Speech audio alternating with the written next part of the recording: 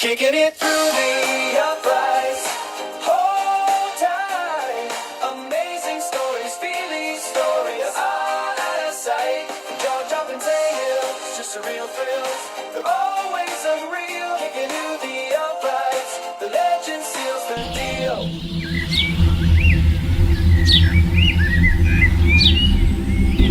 Good evening, and welcome to the third episode of Tom's Tall Tales and True Stories. I'm going to be telling you one of my most legendary stories tonight, called The Bear. And just to give you a little background, when you started watching this video, the first thing you probably saw, hopefully, was some canoeing in the Boundary Waters, which is a recreational area of millions of acres that borders both sides of the United States and Canadian border in Minnesota and up into Ontario, Canada. It's one of the most beautiful places I have ever been to in my life. And I have several very incredible stories that have taken place in the Boundary Waters. The Boundary Waters is hundreds, maybe thousands of lakes in which motorboats are not allowed. No motors are. It's all for people who are on canoes or kayaks. And it's pretty rugged, beautiful, incredible nature. Just incredible nature. If you ever get the chance, if you love to camp and you love to explore, you've got to go see the Boundary Waters. The place to start from, if you're on the United States side, is from a little town called Ely, E-L-Y, Ely, Minnesota. And from there you can rent all your equipment, your canoes. They can transport you to the launch sites, and you better bring your maps. You can't live without those maps, and actually that's part of one of the stories I'm going to tell tonight. So the first story in the Boundary Waters, and one of my first experiences in the Boundary Waters, which is something I will never forget in my entire life. It happened when I was 14. I had just finished 8th grade, so it was the summer between 8th and 9th grade. I hadn't yet started football. It was in the early summer in June. And every year prior to this year, I attended a Catholic camp in Minnesota called the CYC, Catholic Youth Center Camp. And that was an amazing, incredible experience. I went there probably 4 or 5 summers in a row. But when you got to be 14, and if you had the skills that they taught there, if you had mastered the skills of canoeing and other skills, life-saving was one of them, then you could sign up to go on a canoe trip. So they brought us in a school bus to Ely, where we then got our equipment, and then they brought us to the portage. Now I have to introduce you to the main character of this story, which is the counselor that guided us throughout this journey, throughout this mission of exploring the Boundary Waters. He had a very unusual name. His name was Otto Sponge. We all just called him Sponge because we loved that last name. But he was a young man in his 20s, tall, quiet, had a personality that as a young teenager, you just looked up to him. He seemed to command respect from everybody. not demand respect. He wasn't a drill sergeant. He was the opposite. He was calm, deliberate, focused, compassionate, understanding. And he seemed to have a way to make friends with each and every one of us on a personal level.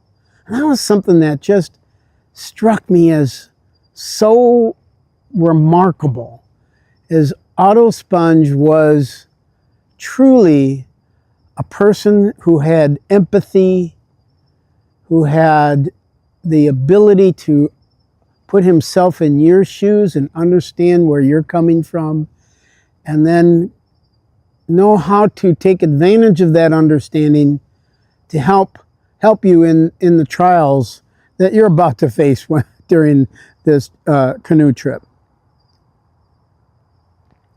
So we took off. And I remember going through one lake, and then you hit a portage. Now, for those of you who haven't done canoe trips, you have to understand what a portage is. So a portage is generally the path that leads you from one lake to another. Sometimes they're short, sometimes they're very long. Sometimes they're smooth and easy, sometimes they're very difficult. Sometimes you have to climb a lot of terrain up high. And in each portage, you are carrying, typically, in our case, we had a backpack on our back, a backpack on our stomach. So each person had 2 backpacks. And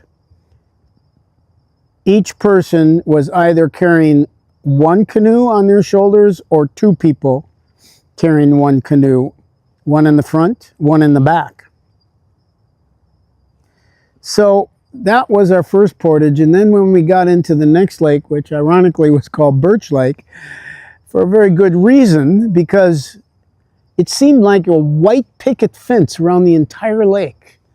Because birch bark is white, unlike the Norway pines, which is a very dark brown. But the white really stood out. And this particular lake was just packed with birch trees.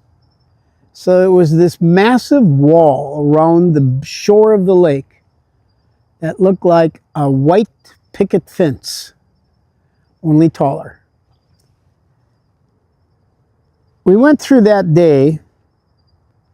We probably went through 3 or 4 portages to get to the next lake and the next lake before it was time to set up camp. So the first night we set up camp was down low. As a matter of fact, where we set camp was actually on an island. So we were able to, using our canoes, paddle to the island and then set up camp on the island.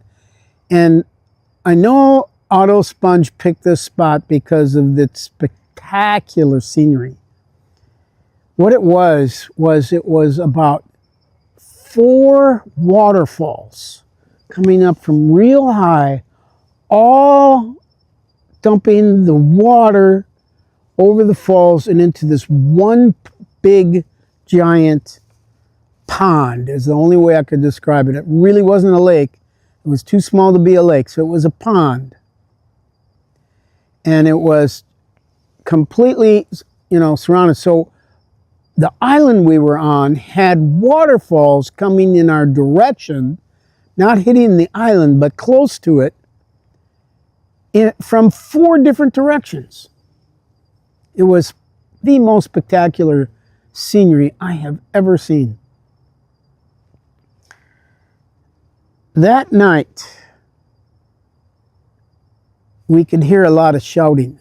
There was another group that had set up camp, but they were, of course, not on our island, but they set up camp on the main land, on the shore,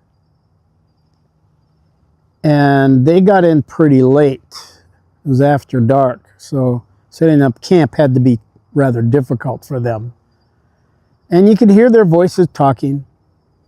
We were pretty tired, so we hit the sack pretty quickly, got in our our sleeping bags in our tents. And then we went to sleep, but about 3 o'clock in the morning, pitch dark, we started hearing shouting. And I know I got up and a couple of the other kids got up, and we got out to find out what all the shouting was about. Well, apparently there were bears at the camp that the other campers were at on the mainland. And you could hear them screaming and in a panic. So when the shouting stopped, we went back to bed. The next morning, we got up early at sunrise. You don't sleep much past sunrise when you're on these canoe trips. Somebody's already got the coffee brewing, starting to make some pancakes for breakfast, so you can kind of smell the food, and you're hungry, so you get up. And we could look over now. It was enough light to see, and we could see them packing their canoes up. So I got in my canoe, since I wasn't involved in making breakfast, and I went across the lake to find out what the shouting was about the night before. Really, only about 3 hours earlier. Well, when I got talking to them, yeah, there were bears in their camp. And they had made some foolish mistakes. Some of them had brought food into their tents, so the bears were trying to get to the food. That's a big no-no up there. Do not want to bring food in your tent. Not even gum, because the bears will smell that out too. But the second thing they did, which is considered smart, is they put their main foods in a big sack and tied it up high in a tree. Now, normally, that keeps it away from the animals. But these particular bears climbed the tree and got at that sack of food and destroyed it. So basically, they had lost all the food that they had brought with them for their trip. And this was their first night, just as it was ours. So they were packing up and heading back to Texas, where they came from, which blew my mind right there, that they would come all the way from Texas to basically Canada, and then have to turn around and go all the way back and spend one night there. And I think the experience had shaken up a lot of them, so they were already ready to go back. It was too dangerous as far as they were concerned. For us, we packed it up after breakfast, got ready to take off, cleaned up the campfire and cleaned up everything, make sure we didn't leave anything behind, and took off. Otto was always in the first canoe. Somehow I ended up always in the stern of the last canoe. But it wasn't hard, because all you had to do is follow the canoe in front of you. About mid-afternoon, we've been canoeing now since early morning. So about mid-afternoon, we got to this lake, and it was very different from the other lakes in that it had cliffs on both sides that were extremely tall cliffs. So this had been some place where a river had gorged out, you know, this giant canyon. So you had these huge cliffs on both sides. So, and then, you know, the lake was one long and fairly skinny lake. But as it started to spread out, as you've got further north, the lake started to expand its width. And we finally came to an island that reminded me of the shape of a book if you stood the book up on its end. So it had walls on two sides, and then what appeared to be a very plateau with trees at the very top. But it was cliff all the way up. So following Otto Sponge's lead, we tied our canoes up at the base, and he knew just the right place to climb up to get to the plateau at the top. It was at the end of one of the islands. So it took us a good hour, and we had our backpacks on our back and our backpacks on his front, and we're climbing almost straight up. Now, we didn't need ropes or anything like that. It wasn't that difficult because we weren't going up the sheer side of it. We were going up at one of the ends of this island, book-shaped island. So there was plenty of places to, ledges to hang on to and so forth. So we didn't need any ropes. But it was a tough climb because you had all that weight on you. We got to the top, and it was the most beautiful scenery I've ever seen. We set up camp. Whoever was on duty, cooking duty that night, started making the dinner. And the rest of us went exploring on this incredible island. Now, two things happened that night. One was I saw something that I've never seen since or before. And it was called the Loon March, the Loon Dance. Some call it the dance, some call it the march. And what happens is loons, which are the most beautiful bird in the world, form a V shape. And they start flying from the water together in this V shape. So they're taking off from the water and flying right over the surface of the water.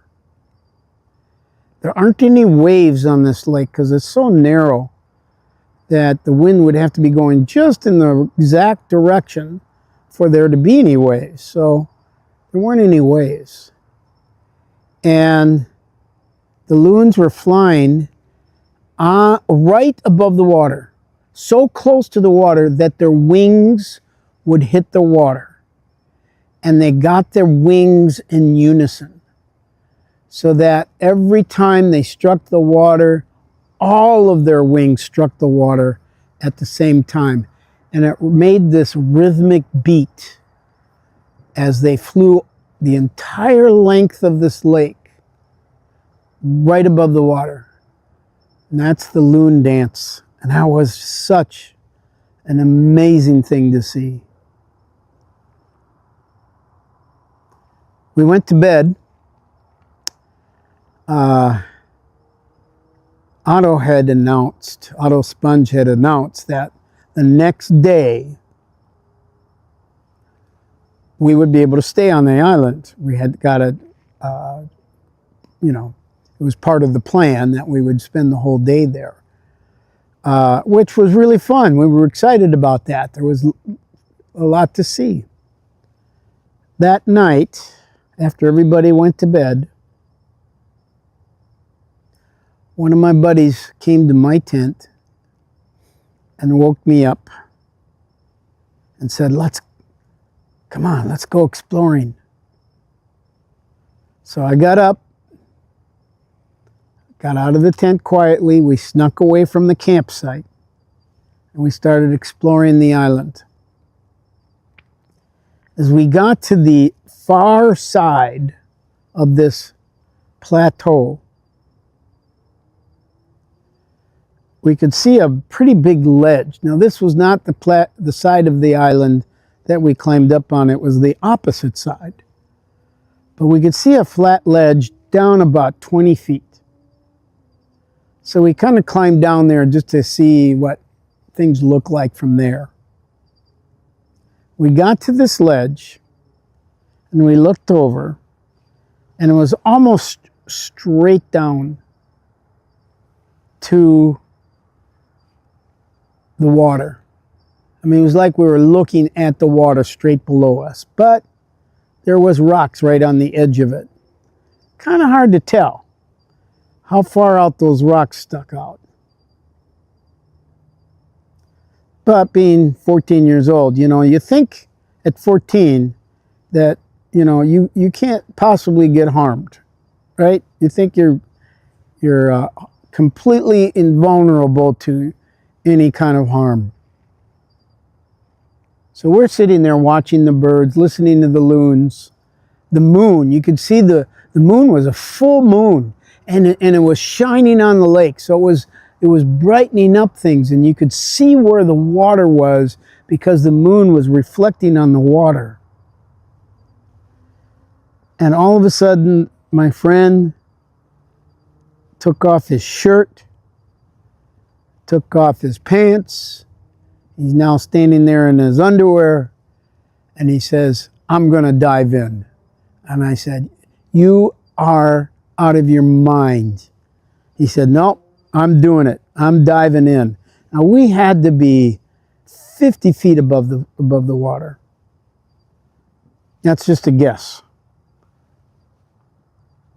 But he looked down, he closed his eyes, he shoved off, had to clear a tree because there was the top of a pine tree about 10 feet below that ledge we were on, and he had to get over that pine tree or he was in big trouble. He barely cleared that pine tree. And then I couldn't see him anymore. And then I heard the splash. And then I heard nothing. And I'm thinking, oh my God, what if he hit? What if it was shallow? What if he hit his head, broke his neck? And I'm thinking, what do I do? What do I do? And then I hear, "Your turn, chicken." Now, what am I going to do? I did not want to dive into that darkness, into the abyss. I did not want to do that. But he did it. And now I have to do it. So just like him, I took off my shirt, I took off my pants, my jeans. I think I left my shoes on. And I knew, God, I got to get past that tree. Whatever I do, I got to get past that tree or I'll just be tumbling down the side of this cliff.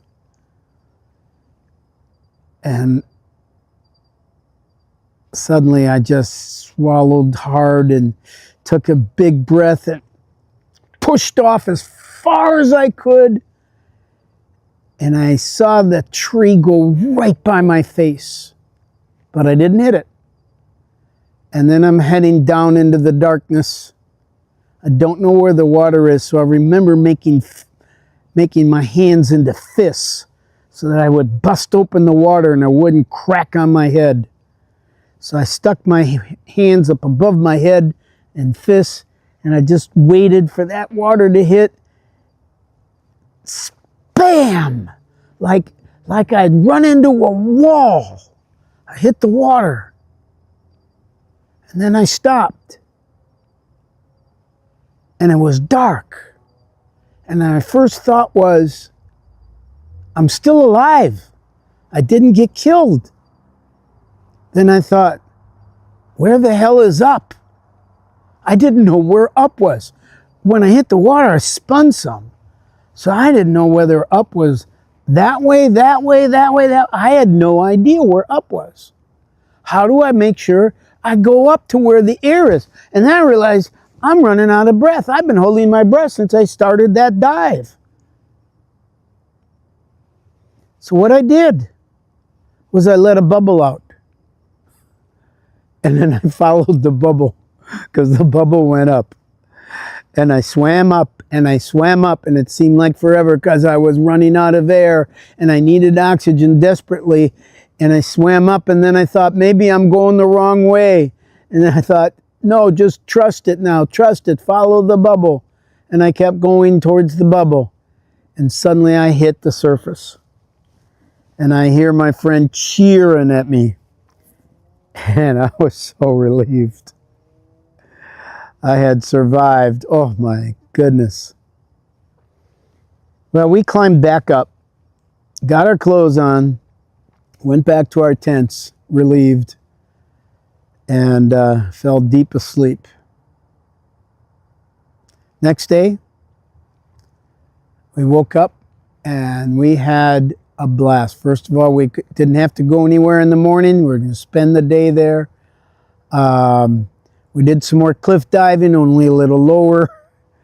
Otto had known of a better spot, a safer place to cliff dive, and wasn't quite so dangerous.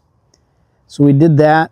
We did some fishing, and just really had a fun day. I had a lot of time to talk to Otto Sponge that day. Such a cool guy. He wanted to know all about my life and what I thought and what my goals and dreams were.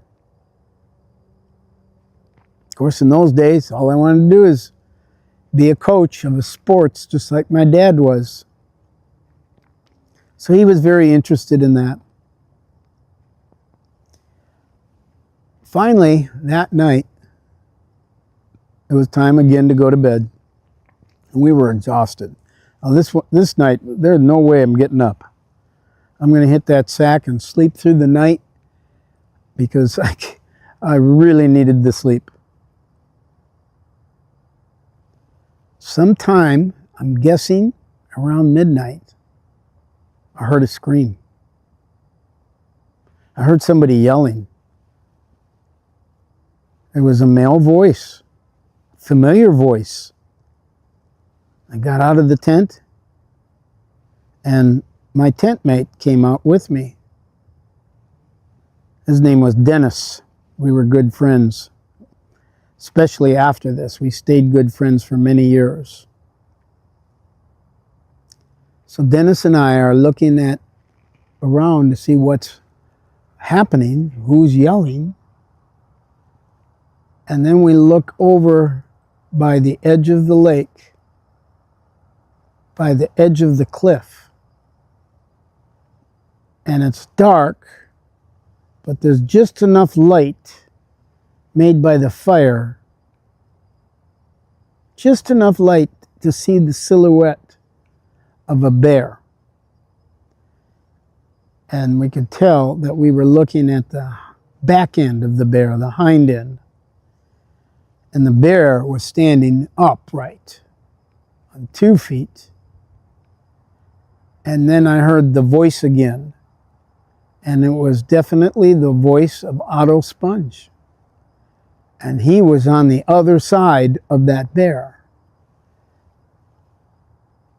And that bear was going at him.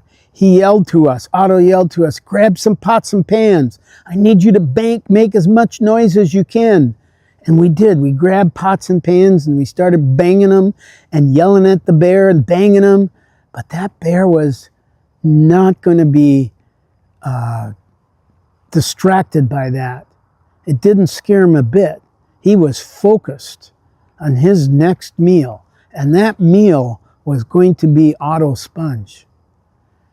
Dennis kept banging on the pots and pans. But I felt like I had to do something else besides making noise. And I didn't know what to do. And that's when my brain stopped working.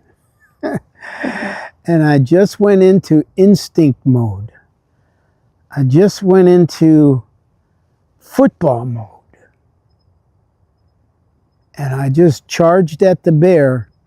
And at the same time I yelled to Otto to get out of the way. And I charged at the back of the bear.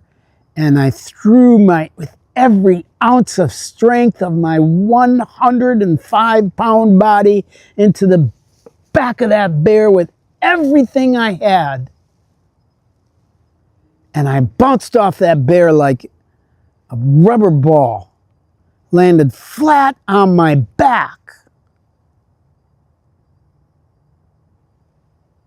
I got up onto my butt looking at where the bear was, and I could see the bear bending over towards where Otto was. And as he bent over, his front paws went to the ground but missed the ground. I don't know if I caused that or he just did that on his own, but the bear weight and momentum caused it to keep going forward and start rolling forward down the cliff. And that bear kept picking up speed. I went over to the side of the cliff and I could see the tail end of his journey down the cliff and bounced off of a rock and landed on another rock, big boulder at the edge of the shoreline. So it had fallen 40, 50 feet or more, and it laid there presumably dead. And then I heard Otto Sponge say, "Oh God, thank you, man. You saved my life." I looked over at Otto. He had gotten out of the way. He heard me yell.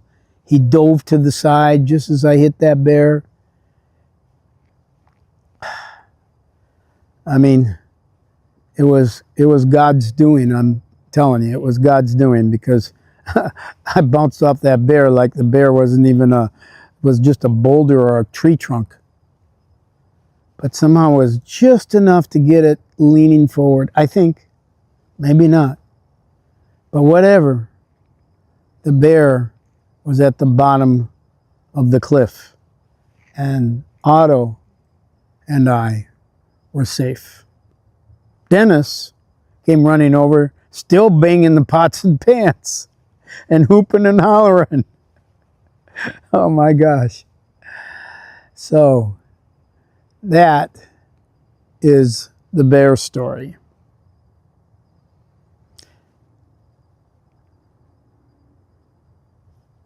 I have one more story to tell you. Not quite as dramatic as that one, but it's such a great story, and it takes place in the same location. Not the exact same location, not the exact same set of lakes, because every time you go in the Boundary Waters, you know, you end up on a different lake than you ever saw before. This is much later in my life. I had to bring my son Jay, who's 5 years old, to the Boundary Waters. Now, he's only 5. But I didn't go alone. I went with my brother Dan, his fiancée, who later became his wife,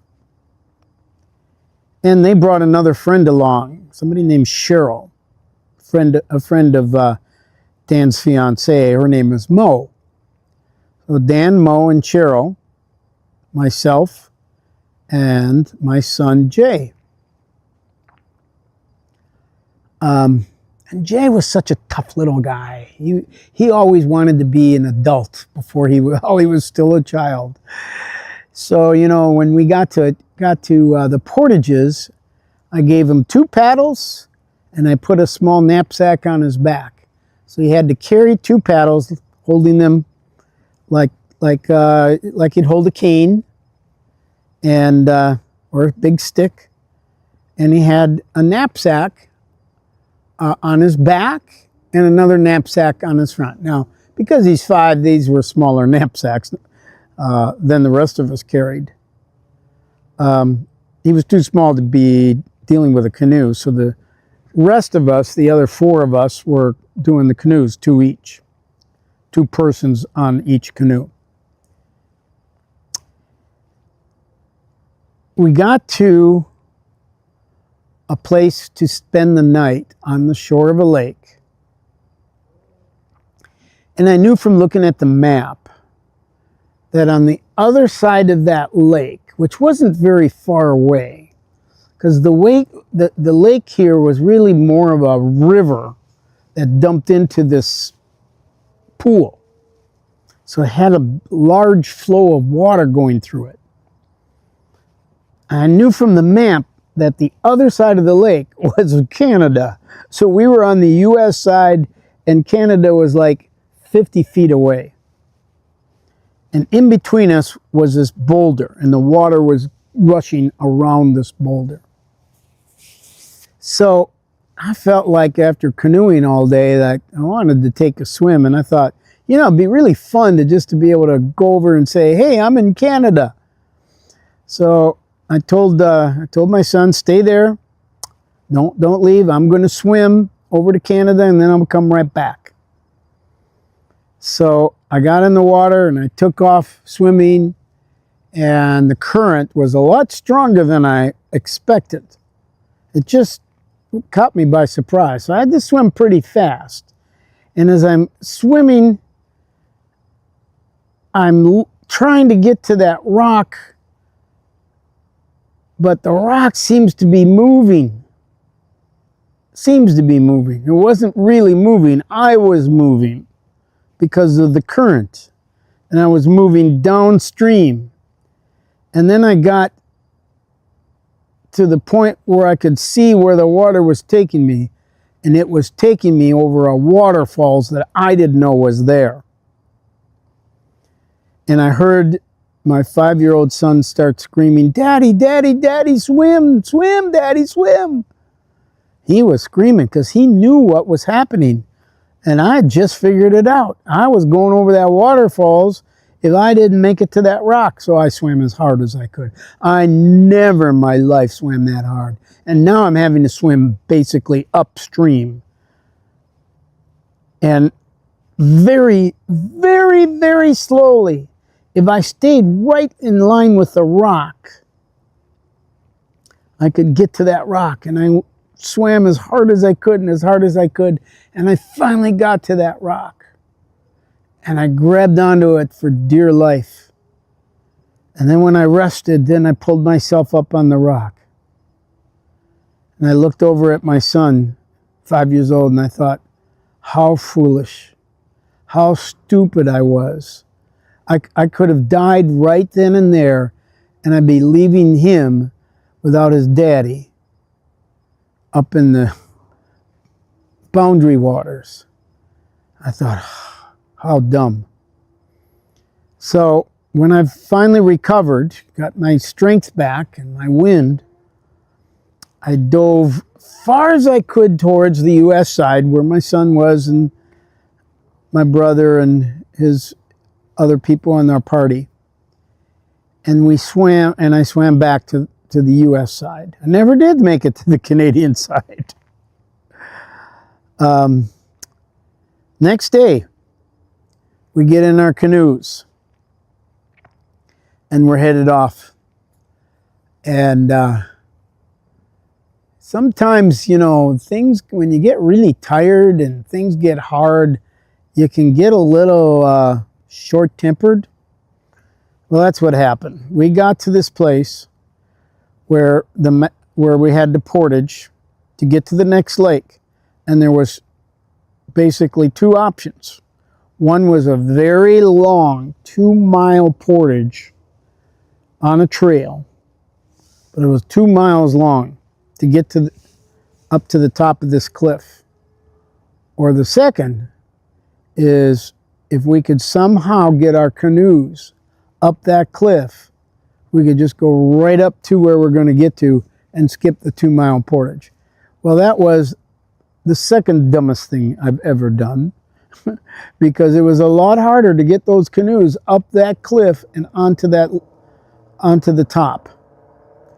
It was probably only 30 feet, but you have no idea how difficult it was to get those canoes up. And first we had to take our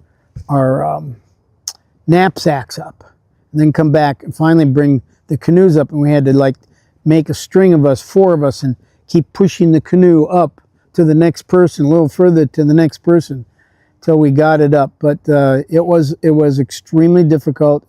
It was kind of warm that day, so we were hot, and it was not at all pleasant. We finally got to the top where the portage came out. if we had taken the portage, this is where it would end up. And so we were at that point. It probably took us much longer to go up the cliff instead of taking the 2-mile walk. So there we were. We're at the top of the cliff. We put all our backpacks back into the canoes, and we took off down the stream towards the lake that we're headed. We finally get to the stream, and so we stop, and I think one of them, Mo, says, "Okay, where do we go from here?" And so I had to get out the map, but I couldn't find the map. And after a short panic, I realized I had left the map on a ledge on that cliff that we took the canoes over. I don't know why, I took it out, set it down, and that's where it is. So now we had just canoed about 30, 40 minutes. Now we had to go back. So my brother and I, Danny, decided we'll leave the canoes here with the gals and Jay, and we'll walk back, because you could walk along next to the, next to the river. So we walked back, had to climb back down. Sure enough, the map was right where I left it. So we got back up, and we decided when we got back up, because we were tired, and that was kind of a rocky climb. It wasn't easy to get there. So we decided it would be easier, now that we're going with the current, to swim back to the canoes. So we got in the water, and I'm holding the map in my left hand, and I'm doing the side stroke with my right. And my brother is right next to me, and we're both doing the side stroke. And we go by a portage, and just as we go by that portage, that 2-mile portage we tried to avoid, another group came out, and they saw us swimming by. No canoes, just a map in one hand, and that's it. And I said to them as we swam by, "We don't need any damn canoes. We swim the B.W.C.A." And they were such, their mouths dropped open. They just could not believe what they saw. And we kept going, swimming back to our canoes, which was in the next lake. So that's the next story. Well, my friends, I'm going to stop here. I've got one more Boundary Waters story to tell you, but I'm running a little out of time today. At my 4th episode, I'm going to take a little time to read to you some of the comments that people have sent in to us, either by calling and leaving us a message or by sending an email. So I'm going to take a little time, and I'm going to bring my producer in and have him read to us some of those comments so that you can hear what people are saying about this podcast, or questions they have, or criticisms that they have. We'll share them all. So if you'd like to have yours read, please feel free to contact me. Again, the email address is my name, T. Feely. So it's TFEELY at me.com. And that number again, if you want to call and leave a message, is 813-776-6774. I'll say that one more time, 813-776-6774. And I look forward to hearing from you. And I hope you'll like us. Let us know if you like it. Hope you like it.